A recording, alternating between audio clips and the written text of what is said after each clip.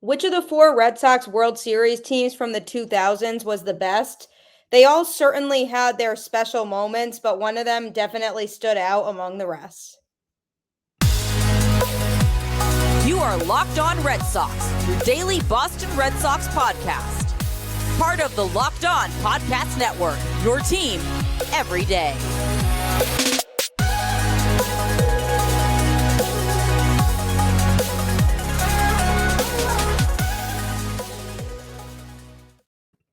Hello, everyone, and welcome to Locked On Red Sox, part of the Locked On Podcast Network, your team every day. Thank you so much for making Locked On Red Sox your first listen of every day. I'm your host, Gabby Hurlbut, host of the Boston Balling Podcast and former ESPN social media associate. Happy Tuesday. Red Sox off day yesterday. Hope everybody enjoyed the off day. Let me know what you did during the off day, how you spent it. We're also used to watching Red Sox baseball at night, and that's, my daily routine during the week, and I'm sure it's yours too. So I'm curious how you kept yourself occupied, last night. Any good shows you're watching or anything like that? I'm always open to show recommendations, but new series starts tonight against the Marlins. Let's hope the Red Sox can win that series and bounce back after what was a frustrating series against the White Sox. I am here today to do a fun debate episode with you. To start with, I had posted a little bit of a poll on yesterday's episode asking people whether Jarren Duran or David Hamilton would win in a foot race. I asked you for your replies to that. I did get quite a few responses. I'm going to read some of them on the show and reveal my thoughts on this topic as well. I'm also going to dive into all four Red Sox World Series teams from the 2000s and discuss which one would come out on top of all four of those. It'll be a little bit of a bracket style, which I will explain when we get there. But first, this Duran versus Hamilton debate. Obviously, they're both very fast. They're both fun players to watch on the base paths. They both are, fun to just see what they do from even an offensive standpoint. But once they do get on base, the fact that they're almost guaranteed to steal second when they get on first is pretty cool. So I asked fans to answer that question. If the two of them were just on the baseball field, ignoring the bases and just running from one side of the field to the other, just a straight up sprint, who would win that race? And I got some mixed responses to this. Definitely fun to hear some of those responses. But I'm going to start off with here on YouTube. Shout out to Jonathan T., one of the regular listeners here on the show. Appreciate the tune in. Jonathan says, I definitely think Jarren Duran would win the foot race. So that's one for Duran right there. So we have a vote for him. Then we move ourselves over here to Twitter at Trey Tenney. It would be so intriguing to see. I'd have to go with Duran. So Duran killing it already, up 2-0 in this competition here. And then we have Pesky Podcast. Shout out to my friends over there. That's like trying to figure out who is faster, the Flash or Superman. Interesting comparison, Pesky Podcast. I mean, both are fast, like I said. So that's a bit of an interesting one. Who do you think is faster, the Flash or Superman? Probably the Flash, right? Because the Flash is literally named the Flash, which implies fast. So then we have more replies here. We have at MWigs57. Shout out to you for tuning into the show. I think Hamilton depends on the distance. Yeah, they definitely could differ depending on the difference in who's the faster and what type of race. Then we have at MGB13 Butch, everything Sox. David Hamilton, he's so fast he can flick a light switch and is in bed before the light goes off. I definitely don't disagree, and I wish I had that superpower myself because it's so annoying having to switch my light off in my room and then not be able to see and have to navigate my way to my bed. It's the worst thing in the world. Den, shout out to Den. I've had great interactions with this person a lot on Twitter. Really enjoy interacting with you. I'm going with Duran and still confused why bow-legged dudes have all the speed. It is interesting, right? Definitely is interesting. But there's another vote for Duran there. So pretty tight race right now that we have going on here. So then we go to Stephen Appleby. Shout out to Stephen who said David. David Phillips says David Hamilton is a Mookie Betts lookalike, hopefully with the same results. They're both speedy, which is all I care about. Yes, that's very true. They are both speedy. He does kind of remind me a little bit of Mookie Betts. Maybe he'll end up on Mookie's trajectory in terms of his stats, too. That would be pretty cool to have somebody obviously at a different position, but from a batting standpoint, that'd be kind of cool if he could be like that. Then we have Bruce Adams who says flat out, I don't know, but Hamilton is faster on the bases. He is really fast on the bases. And I do agree with this about him being fast as well. I think he's really good on the bases. We've seen it a couple times already this season. He's good at navigating it. And then I have one more shout out to my amazing boyfriend who also answered this question. Huge Red Sox fan as well, and answered the question as well about this. He said, by the way, I got Hamilton over Duran in a foot race all day. So it looks like it's a pretty even split that we have here based on those responses to this question. I personally am leaning towards David Hamilton, and here's why. They're both fast, as we said, but I feel like Hamilton is more graceful on the base paths and puts a little less pressure on his feet when he's running. Duran kind of digs deeper into the baseball diamond when he's trying to steal a base. And I feel like that heaviness of him, digging deeper into the ground might slow him down a little bit in a race against Hamilton. But they're both super fast. I'd like to see the Red Sox test this out at Fenway before a game and see who's correct here, because I think it'd be really entertaining. And I do think it would be super close. The Red Sox are really lucky to have both of them on the team who are both speedy and can steal bases on a regular basis for us and be consistent, because that's what we're looking for here is consistency. And Hamilton, I feel like it's almost like a glide. He can dive smoothly into the base when he's running into them. So that's interesting. But I still feel like, just running across the field straight up, I'm taking Hamilton just because he seems a little bit smoother and quicker with his feet. But we will see. I'd like to see that theory be tested. Maybe the Red Sox hear me right now and we'll make it, a little bit of a fun competition pregame. We don't want to risk people getting hurt though. So they might not like that idea, but it would be pretty cool if we could test it out, because it would be fun to, really confirm the answer to this question and see who's right there. But coming up, I'm going to be doing a little bit of a bracket challenge comparing the 2004 Red Sox to the 2007 Red Sox, then the 2013 Red Sox to the 2018 Red Sox, narrow those down to a finale of two teams, and ultimately come to the winner of who I believe would, be the best Red Sox World Series team that can be above the rest and come out on top, although they were all special, like I said. So that's all coming up on the show. But first, for a championship team, it's all about making sure every player is a perfect fit. It's the same when it comes to your vehicle. Every part needs to fit just right. So the next time you need parts and accessories, head to eBay Motors. With eBay Guaranteed Fit, you can be sure every part you need fits right the first time around. Just add your ride to My Garage and look for the green check to know the part will fit, or your money back. Because just like in sports, confidence is the name of the game when you shop on eBay Motors. And with over 122 million parts to choose from, you'll be back in the game in no time. After all, it's easy to bring home a win when the right parts are guaranteed. Get the right parts, the right fit, and the right prices on ebaymotors.com. Let's ride. eBay Guaranteed Fit, only available to U.S. customers. Eligible items only. Exclusions apply. Yeah, I mean, eBay Motors is a lifesaver for a lot of us, myself included. I mean, for somebody like me, you know, cars are not my forte, which is why I'm hosting a Red Sox podcast and not working at a mechanic shop right now or something along those lines.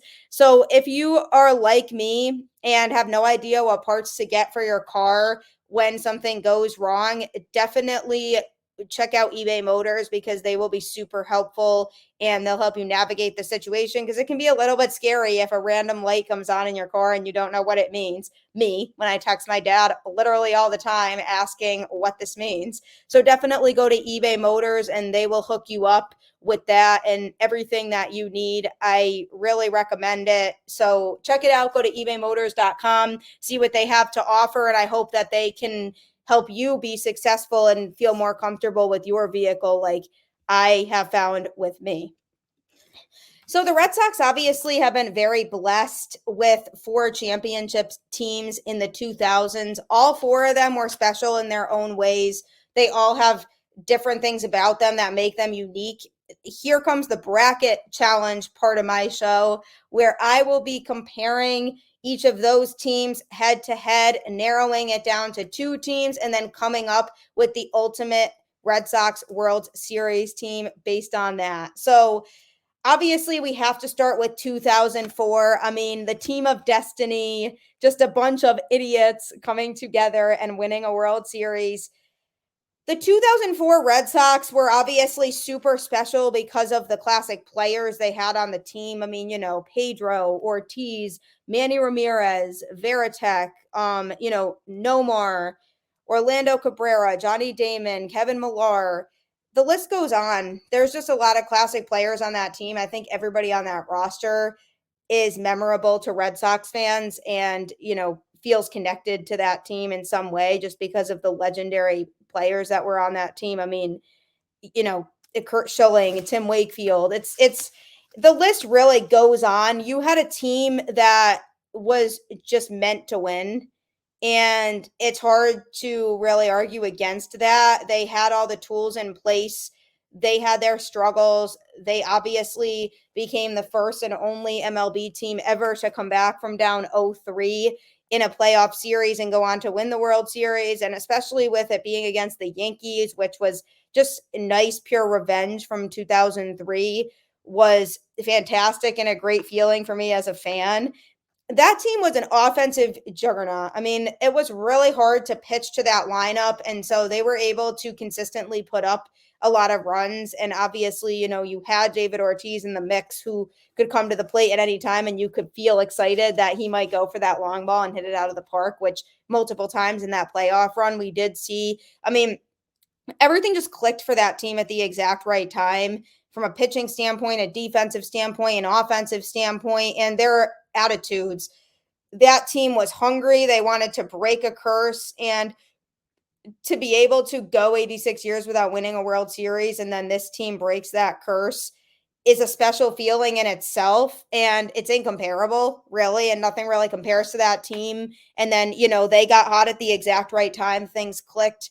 They came back from down 0-3 against the Yankees and then just dominated in the World Series. So everything was going right for them at the exact right time. So that was a really special team to me. And their offense was really what did it for me and what convinced me that that was a special team that really could go all the way. And then once they came back from down 0-3 against the Yankees, I was like, there's no way this team is losing now. People fell in love with that team. They fell in love with the players on that team. There's a lot of players on that team that you're just always going to associate with the Red Sox, and you're just never going to forget them. And they mean a lot to the fan base, to the sport. So that 2004 team is definitely high on the list in terms of, special Red Sox teams and just historic teams and what they did to win. There was so much pressure on them and they went out there and they did it. And, I can't imagine how demoralizing it must have been for them as players, because for the fan base, it was demoralizing to us watching it, but for them as players having to go through going down 0-3 and climbing back in game to game and every day having to focus on what they have to do to get back in the series, that could be exhausting for a team day in and day out. So that resiliency that they had to continue to come out there and with their backs against the wall for 4 consecutive games, come out there and do it and get it done. So that attitude of the 2004 team is hard to beat. But a team that to me gets overshadowed is the 2007 Red Sox. And I think it's because they were kind of sandwiched between 2 teams that really had a historic run that is hard to forget. But the 2007 team was stacked. I mean, Josh Beckett, at the front of that rotation was having, a really, really good Cy Young caliber season at the top of that rotation. You had Manny Del Carmen in there. You had John Lester, who comes back from having cancer and just shoves in the World Series clincher. I mean, a lot of respect for him because John Lester was, obviously his story was hard to hear about and everything. And him coming back and doing what he did was just such a cool story. And then you had Dice K in the mix, who was one of my favorite players. Papelbon, who is arguably one of the best closers in baseball, that was in there. And so what was cool to me about the 2007 team was you had a mix of players who had won with the Red Sox in 2004, and also the emergence of some of their homegrown talent. So, the likes of Lester Papelbon, Dustin Pedroia, Jacoby Ellsbury, who was really good at that time. So you had those guys who ended up ultimately becoming really good for the Red Sox. So you had those guys in the mix who were brought up through the Red Sox system and really, we got to watch grow throughout their time in Boston. So you had them in the mix with players who had experience winning a World Series with this team. I mean, Manny, Ortiz, and then you add Kevin Youkilis to the mix. And, there was just so many players on that team too to remember. I mean, Coco Crisp was on that team. So the 2007 team to me was a really complete team. They had, some struggles on the offensive end, but their pitching was really, really good. And that ultimately is what got them really far. And I'm looking at it at face value. And obviously, you have classic players on both of these teams. And I'm a huge fan of, players like Jason Varitek, who consistently was a good leader for the Red Sox and was just always positive and just really was a good clubhouse type of guy to have. But, I'm looking at it as if I'm putting the 2004 and 2007 Red Sox teams together, personally, and I know there will be, some disagreements on this, I'd have to say that the 2007 team would beat the 2004 team head to head, because I think with the 2004 team, everything had to come together at the right time for them to win the World Series. And they were a really special team, and nobody was beating them that year when they got to the playoffs. It was obvious. And they were just a really, really strong offensive team, and they were scary. But the 2007 team really did have the pitching to back them up. And ultimately, if you stuck the two teams head to head, the 2007 team had higher expectations and was more expected to win. So I think that's what made the 2004 team more special, is because they weren't as expected to win. But winning a World Series is hard regardless, And so even though the 2007 team was more expected to win, that doesn't mean they're going to win. So, and I think they had a more complete team. And those guys that won in 2004, since they were more experienced by 2007, I'm looking at that 2007 team as a good mix of players, some more experienced than others, and the all-around pitching staff. And I'm saying that ultimately, from a longevity standpoint, over a 7-game series, I'm putting the 2007 team over the 2004 team, because with the 2004 team, everything had to go right exactly when it did. Whereas with the 2007 team, they just seemed more like they could maintain what they had going on for a longer period of time. So I'm putting 2007 over 2004 in the bracket. So coming up, I'm going to put the 2013 Red Sox and the 2018 Red Sox head to head, and ultimately then make a decision in the final on what Red Sox World Series team really is the best. Just a reminder to follow Locked On Red Sox wherever you listen to podcasts, whether that's Spotify, Apple Podcasts, Google Play, or YouTube. You can check out the show Monday through Friday, all Red Sox talk, different things coming into the show. You can expect some guests to be brought in to give some more insight as to what's going on with the team. You can expect some hot takes, some more fun debates. and everything else in between. You can also follow me on social media at Gabby Hurlbut10 on Twitter, at Gabby_Hurlbut10 on Instagram. And I am always available to answer questions or share thoughts on the team and what's going on. I'm always open to hearing thoughts on show ideas. If there's ever anything you want to hear on the show or you want me to talk about, definitely reach out to me on social media and let me know, and I'm happy to incorporate it on the show. You can also follow Locked On Red Sox on Twitter at LO_Red Sox for in-game analysis, pre and post game stuff, and just fun fan engagement type of tweets that go out. We love to talk Red Sox. That's why I'm here. I love to hear from you. So definitely reach out on social media and follow the social media accounts, because I really do read the social media replies and I like to interact with you. So reach out to me, follow me, check out the show wherever you listen to podcasts, and I look forward to more interaction. So now we get to the 2010s, where the Red Sox also won 2 World Series in that time. Geez, this fan base is so lucky as of late. This is just so fun to be able to talk about all this and have these opportunities and share things about all these championship teams. But so the 2013 team obviously was really unique and really different, because even though they won their division that year, they weren't really expected to do much and in the playoffs be a team that, really was a threat. And baseball's a weird sport. You never know who's going to come out on top. And obviously 2013 was a really emotional year for Boston, with everything that happened with the marathon. And so that team really was centered around David Ortiz, and he was just the face of Boston in 2013. And he was the guy who really was going to lead this team. And his teammates looked at him as the leader. The fans looked at him as the leader of the team. And I believe the coaching staff looked at him as the leader of the team. And he gave that speech after the Boston Marathon bombing.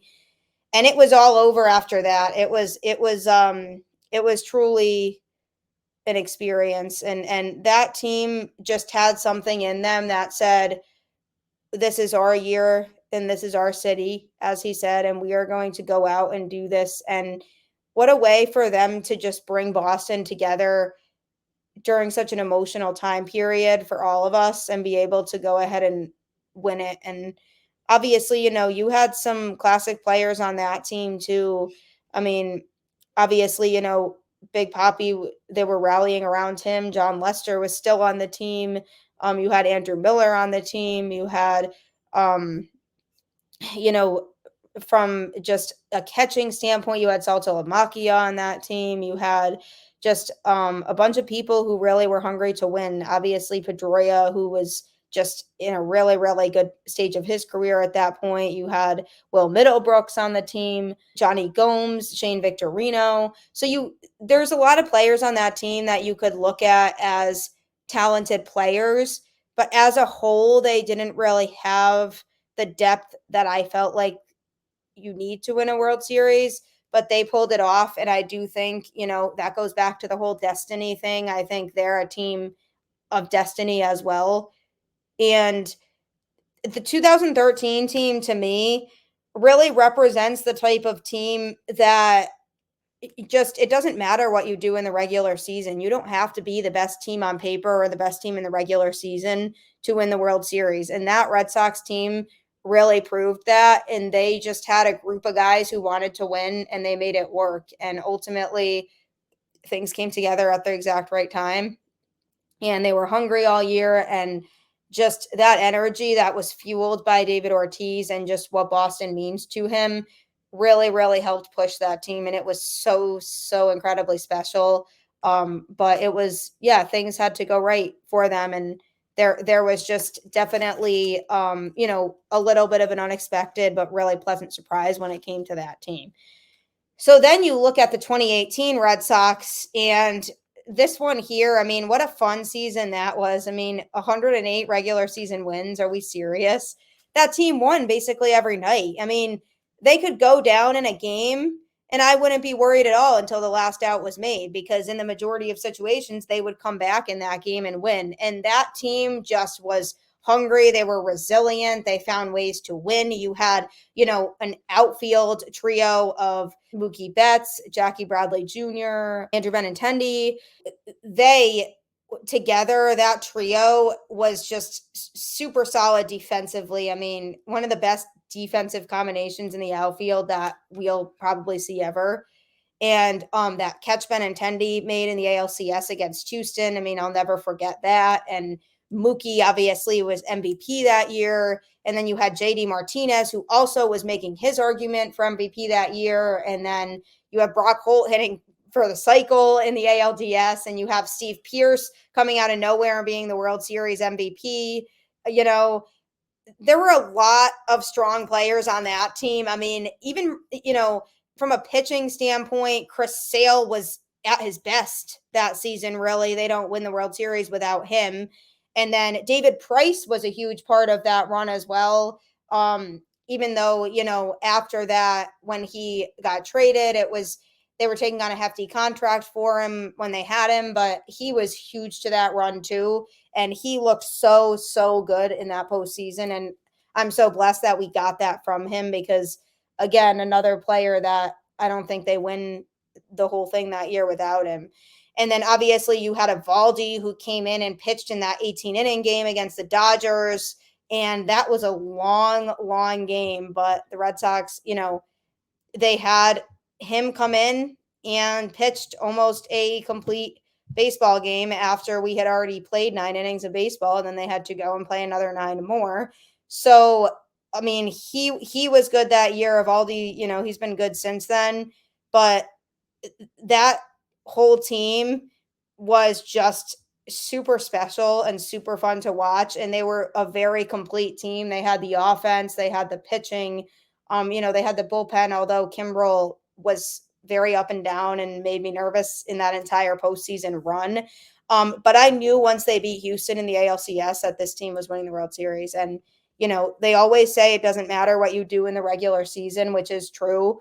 And I did mention this, but that team was just blatantly better than everybody else. And I think we all knew that it would be really, really difficult to beat that Red Sox team.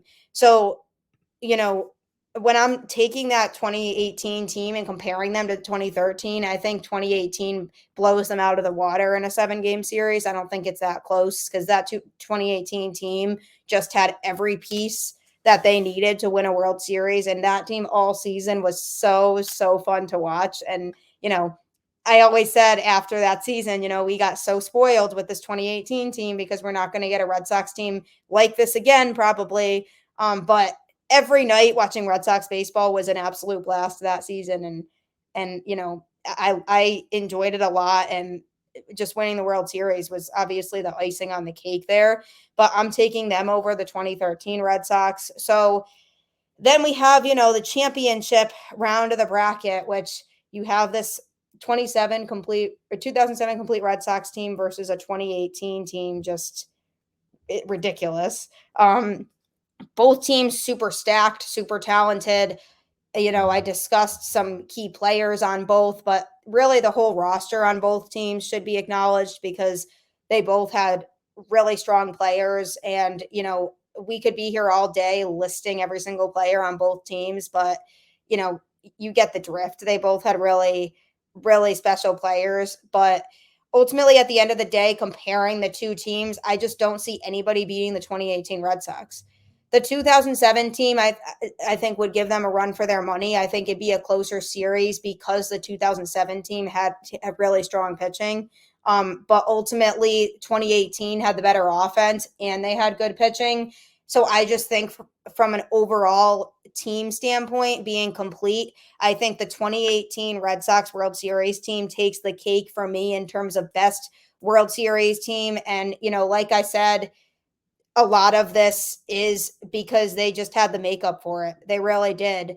I'd love to hear your thoughts on this. If you have a different World Series Red Sox team from the 2000s that you believe would take that championship home, if you had to put all 4 of those teams in a bracket together and pick one essentially to come out on top, which team would that be for you? Let me know in the comments. Let me know on Twitter and we'll talk about it and see, because there's a lot about all those teams, a lot of special players on all those teams that we're never going to forget. And that trio, that outfield trio of Benintendi, Betts, and JBJ, I miss them. I really, really miss those guys. And it is what it is. But now we trek forward and we see when the Red Sox win another championship and then throw them into the bracket. But thanks for tuning in to another episode of Locked on Red Sox. This is always a great time, and reliving past moments of fun Red Sox teams and fun Red Sox players. It's always a great time with you. So thanks for tuning in again.